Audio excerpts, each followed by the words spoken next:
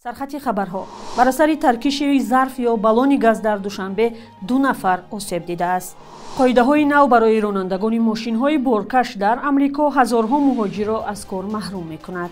سرعت پست اینترنت سرمایه‌گذاران را از تاجیکستان می‌گریزاند.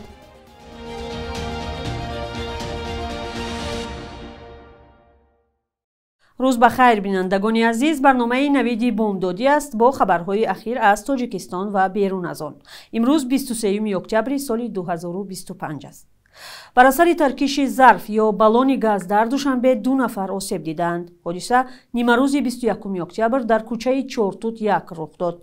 بنا به اطلاع کمیته حالتهای فوق‌العاده، بالون 45 لیتره گاز که در حوله ساکن 71 ساله شهر گذاشته شده بود ترکیده است.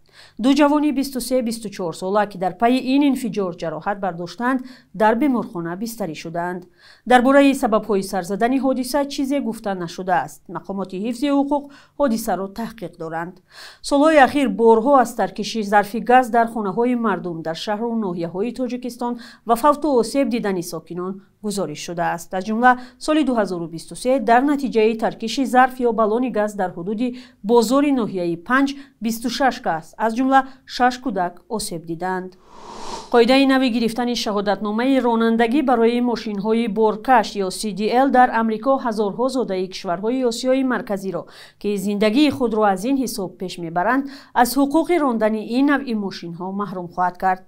آخر ماه سپتامبر وزارت نقلیات این کشور اعلام کرد که دادن سند رانندگی برای ماشین‌های تجارتی بارکش محدود می شود. یعنی آنهایی که شهروندی آمریکا یا گرین کارت و روادید کاری ندارند حق راندن این واسطه نقلیات را نخواهند داشت. این تصمیم رانندگان زیاد از جمله مهاجران تاجیک را نگران کرده است.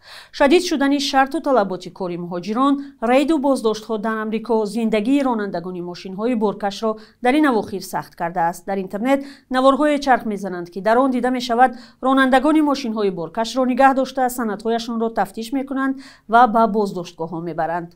به اطلاع رسمی در آمریکا تقریباً 4 میلیون رانندگان کسبی ماشین‌های بارکش فعالیت میکنند که در میان آنها هزارها مهاجر از افریقا و آسیای مرکزی هستند. شماره رانندگان از تاجیکستان و همسایه کشورهایش در آمریکا سالهای اخیر زیاد شده بود، ولی به گفته مهاجران حالا تعداد آنها کم شده است. با آمدن دونالد ترامپ به قصر سفید سیاست مهاجرت در آمریکا دیگر شد. در کشور عملیات تفتیش و اخراج دست جمعانه مهاجران غیر قانونی سر شد. خدمات مهاجرت وزارت مهنت تاجیکستان با پخش یک اعلان شهروندان کشور را برای کار به دولت قطر دعوت کرده است. به اطلاع این نهاد جایهای کاری در سمت خدمترسانی و فرودگاه و مهمانخانه ها پیش بینی شده برای خواهشمندان دانستن زبان انگلیسی و عربی مهم است.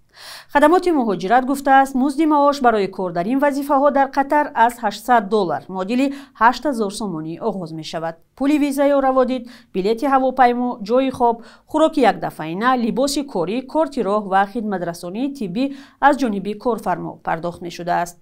در یک سال اخیر این بار چندم است که مقامات تاجیک با نشر اعلام برای قطر کارگر می جویند. ماه اپریل امسال هم وزارت مهنت شهروندان را برای کار در آن کشور دعوت کرده بود. معلوم نیست که تا این دم چه تعداد با این دعوت ها به مهاجرت مهنتی به قطر رفتند و در کدام شرایط آنجا فعالیت داشتند. مقامات تاجیکستان سالهای اخیر تلاش دارند به جز روسیه راه مهاجران تاجیک به دیگر کشورها باز شود. از جمله شهروندان تاجیکستان برای کار به بریتانیای کبیر فرستاده می شوند، ولی شماره آنها زیاد نیست. سرعت پست اینترنت و نورسایی قوه برق دو مانع اساسی جلب سرمایه به تاجیکستانند. این خلاصه مقامات تاجیک است که در برنامه حکومتی جلب سرمایه ذکر شده است. کارشناسان میگویند تلاش‌های مقامات برای حل این دو مشکل کافی نیست. همکارم مولا رجب یوسفی برنامه حکومتی را آموخت و قبل از برنامه با او صحبت داشتم. نخست از او پرسیدم که سرعت پست اینترنت چرا مانع سرمایه گذاری شده است؟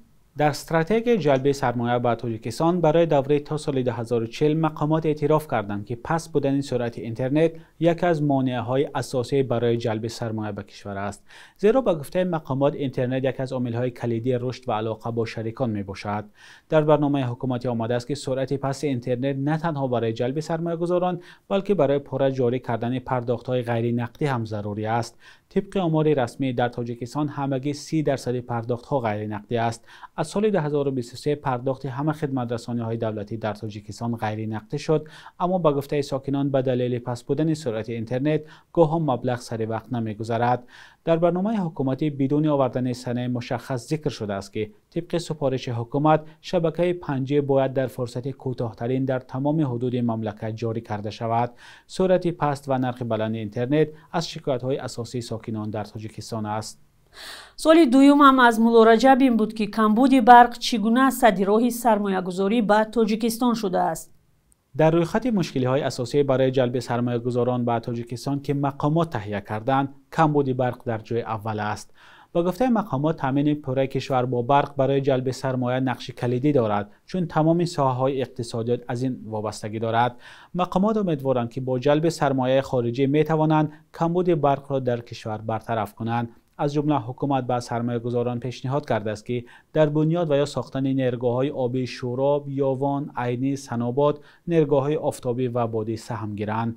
تاجیکستان در فصل‌های تیر ماه و زمستان با کمبود شدید برق روبرو است و ساکنان منطقه‌ها که بیش از 70% اهالی را تشکیل می‌دهند با محدودیت برق می‌گیرند. کارخانه‌ها نیز در منطقه‌های کشور از سبب نبودن برق پوره کار نمی‌کنند. شروع از آخر ماه سپتامبر امسال نیز در منطقه‌های تاجیکستان ساکنان با برق میگیرند، اما مقامات جاری شدن لیمیت را رد میکنند. بینندگان عزیز، شکل کامل این گزارش با نظر کارشناسان در سامانه رادیوی آزادی با نشانی azadi.org نشر شده است.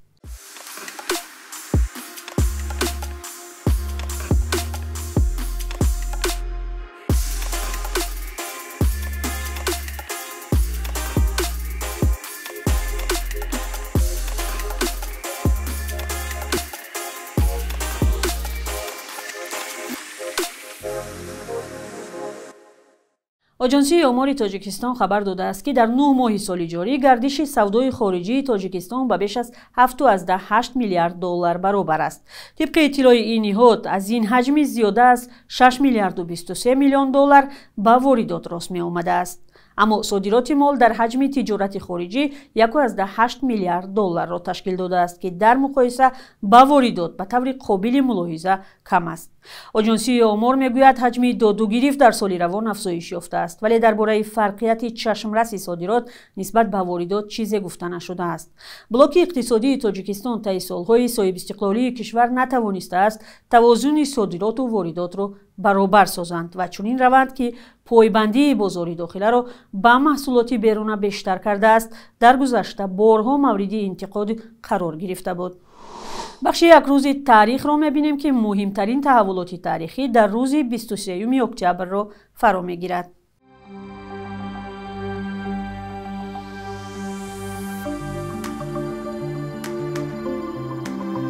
یکی از مشهورترین فوتبالبازان جهان، پله، 23 اکتبر سال 1940 در خانواده کم بضاعت یک دهه دوردستی برزیلیا به دنیا آمده است. فوتبال را اول در کوچه آموخته، از خردی در توپرانی و نشانزنی مهارت بلند نشان داده است.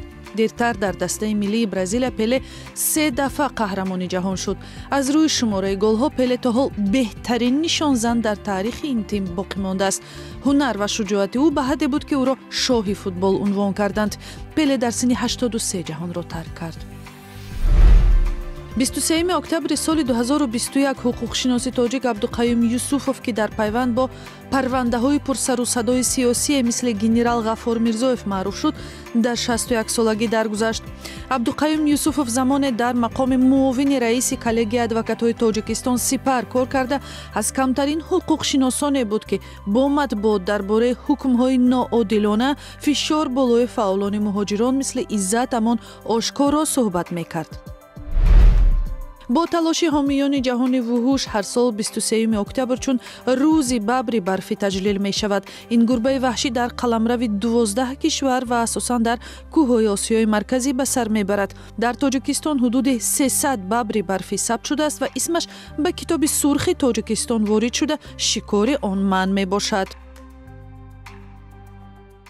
صبح امروز در برخی از بانک‌های تجارتی تاجیکستان ارزش دلار باز پایین رفته، 100 دلار آمریکایی به 912-915 سومانی برابر شده است. 1000 روبل روسی امروز به 112 سومانی برابر است. قرب رسمی بانک ملی تاجیکستان برای امروز چنین تعیین شده است.